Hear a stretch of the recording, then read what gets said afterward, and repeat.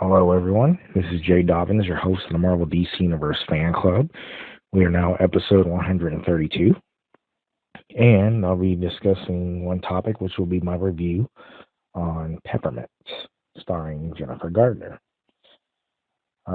Actually, this is long overdue, so I should have done this about a month ago, but I got caught up in other news. So, since there's nothing else to talk about right now, I decided to finally do my review on Peppermint. So, um, and the reason why I'm doing Peppermint because in case, well, I did post the trailer of the movie on the Marvel DC Universe Fan Club fan page on Facebook. So, um, if you haven't seen it, hopefully it's still in theaters for those who haven't seen it. But if you have, then you know what I'm talking about. But if you don't know what the movie is, then you might want to check out my fan page on Facebook and go to the videos section and then look for that trailer. So, and the reason why I'm reviewing the movie, as I said before in previous episodes, that it's in the action category. Plus, uh, she's like, Jennifer Garner's character is like the female version of John Wick. So, and you know how I am about John Wick. So, but anyway, so the movie starts off at. Oh, by the way, spoiler alert. If you have not seen the Peppermint movie, I strongly suggest you do not listen to this episode. You've been warned. So it starts off as an unidentified woman being engaged in a brutal fight with a man in a car and finally dispatches him with a shot to the head. So this is like the present day, but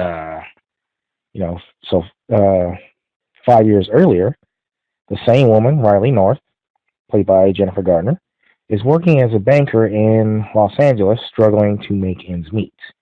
Her husband, Chris, owns a failing mechanic shop. They have a 10-year-old daughter, Carly. Chris's friend tries to talk him into robbing Diego Garcia, a powerful drug lord. So Chris turns him down. I mean, this is like after he considered it. But before Garcia has already discovered his involvement and ordered his men to make an example of him. So before all that happens, Riley has an altercation with a woman named Peg, who is one of these stuck-up, bougie or uppity, or no, not uppity, sorry, some stuck-up, bougie type people, upper class people. So she had an altercation with her. Riley had an altercation with Peg because she was selling, because her daughter was selling Girl Scout cookies on Peg's and her daughter's section or area where they would normally be selling cookies. So she had a problem with them selling cookies in their section or their block or whatever. So,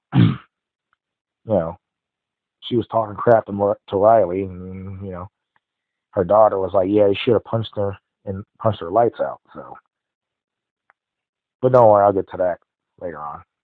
Anyway, Riley. I mean, back to what I was saying earlier. Before that, Riley and Chris take Carly out for pizza and to a carnival for her birthday. And this is because Riley and Chris were planning a birthday party for Carly for her friends in her class. But then that was kind of ruined, but that was pretty much ruined by Peg, who got all of her classmates over to her house to celebrate to have a for her daughter's birthday, or sorry, not birthday, for her daughter's party or whatever. And of course, she listens to the message saying that, oh yeah, some of Carly's friends or classmates or whatever are having a party at their house, and oh, her Carly's invitation must have got lost in the mail, that type of thing. So that's the reason why that's the reason why Riley and Chris took Carly out for pizza to a carnival for her birthday, of course. So, and as the family walks to the car, Diego's men gun down her husband and daughter in a drive-by shooting. She is wounded but survives. Despite her injuries, Riley is able to positively identify the shooters. The detectives handling the case are hesitant to pursue charges against the three, as they are members of Garcia's drug cartel, who wields considerable influence. So, Detective Beltran explains to his partner, Carmichael, that the last detective who tried to bring Garcia to justice was found murdered and his badge placed inside his own police station locker. So prior to prior to the preliminary hearing, Riley is visited by the perpetrator's lawyer, who tries to bribe her. She refuses the bribe, but the lawyer notices she has antipsychotic medication at home and uses this information to paint her as an unreliable witness. Judge Stevens, who is secretly on the cartel's payroll, declares there is insufficient evidence to allow the perpetrators to stand trial and dismisses the case, while the prosecuting lawyers do nothing. So that was a huge problem for her. So outraged, Riley tries to attack her family's killers, but is tasered and placed on a psychotic hold in a mental institution. En route, she escapes and vanishes. 5 years later, which is of course present day, detectives Beltran and Carmichael arrive at the site of the carnival and find the three shooters hanging from a Ferris wheel, having been executed by Riley. Wow. Karma pretty much came for them. I mean, it took a while, but it eventually came. So, karma's real, folks. The executions attract the attention of FBI agent Lisa and Matt, who meets with Beltran and Carmichael. Inman explains that before vanishing, Riley robbed the bank she used to work at, and that she has now returned, having robbed a gun store of various assault rifles and ammunition. So, Riley executes the judge by blowing up his house while he was nailed to the frickin' table, having already killed the defense and prosecution lawyers involved. Whew! Hate to be those guys. Deaths in which, well, actually, what happened with the prosecution lawyers? One drowned in his swimming pool face down, while the other died in a fire. Well, actually, Riley set his house on fire with him inside. So, yeah. But anyway, so deaths which Eamon, Carmichael, and of course Beltran learn after the explosion. So they decide to tell the media about Riley, which causes a debate on social media between those who see her as a hero and those who see her as a criminal.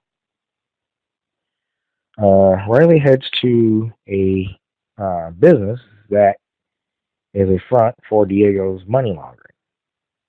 Um, where she kills most of his men. That's when the female version of John Wick comes into effect. So save for one, she interrogates. So um, Diego realizes Riley is responsible for his recent shipments going missing and resolves to kill her.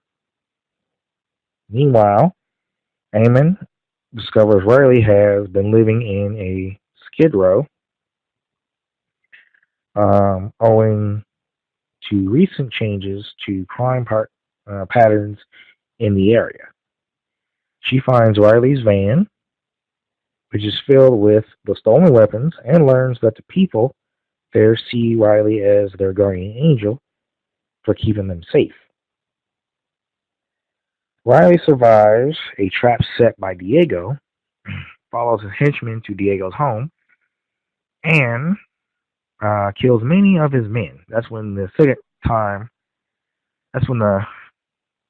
That's when she does her little John Wick thing again for the second time. So, when Diego's daughter, who invokes her own murdered child, interrupts her as she confronts Diego, she hesitates and Diego wounds her and escapes.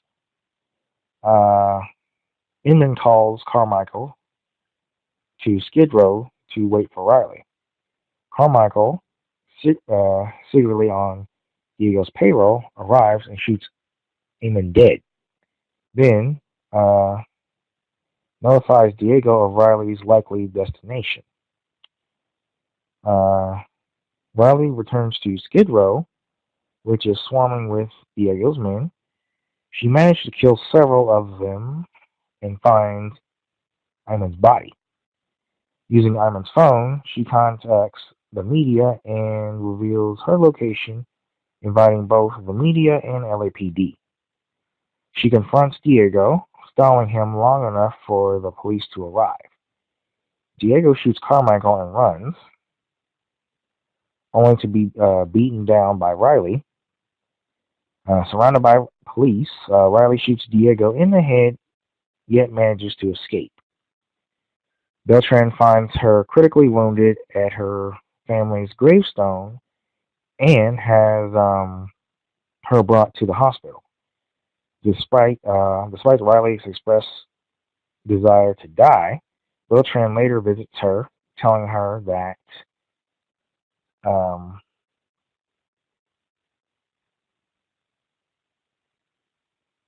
yeah, what the heck? Oh yeah, sorry. Telling her that um,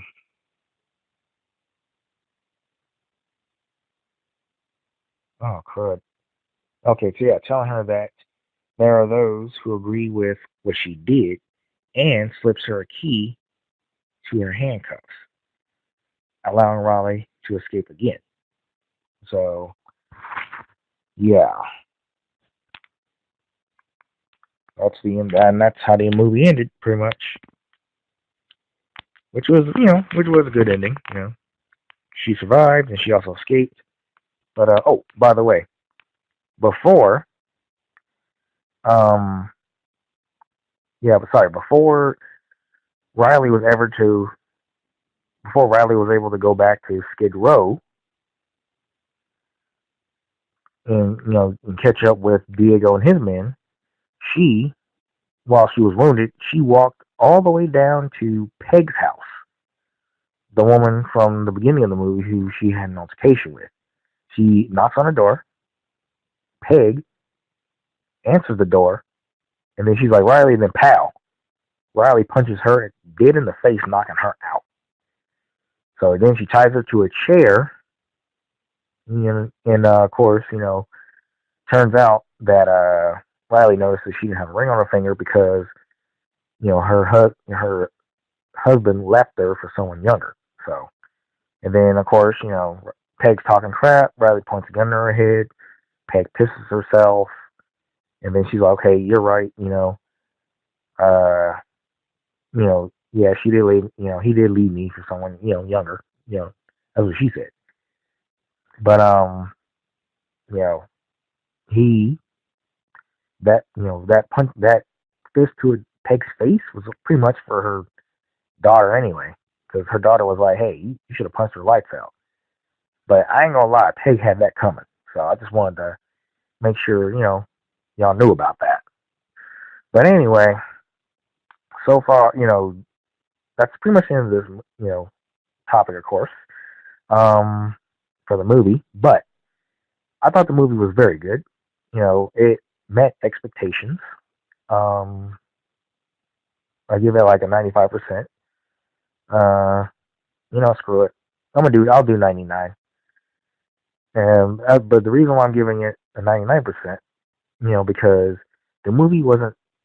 They could have made it a little longer. So, but like at least you know 2 hours and 5 minutes, maybe. I don't know. But yeah, other than that, the action was good, the writing was good. She was like the Punisher in John Wick in one, pretty much. She was like the, but she definitely did some John Wick movies though, so which was pretty cool. Um, I am a fan of Jennifer Garner, so but I like the writing. Uh, yeah, and also the choreography was excellent. So, but yeah, storyline was good as well. So, but yeah, the movie made, I think the box office. Okay, sorry, the movie made 40 million in the box office, and the production budget was 25 million. So they pretty much got that money back and some. So, but yeah, it was an excellent movie, and I definitely would buy that on iTunes for a fact. So, but yeah, so that's pretty much it. Uh, Feel free to visit us and like us on Facebook. We're all available on iTunes and the Google Play Music app.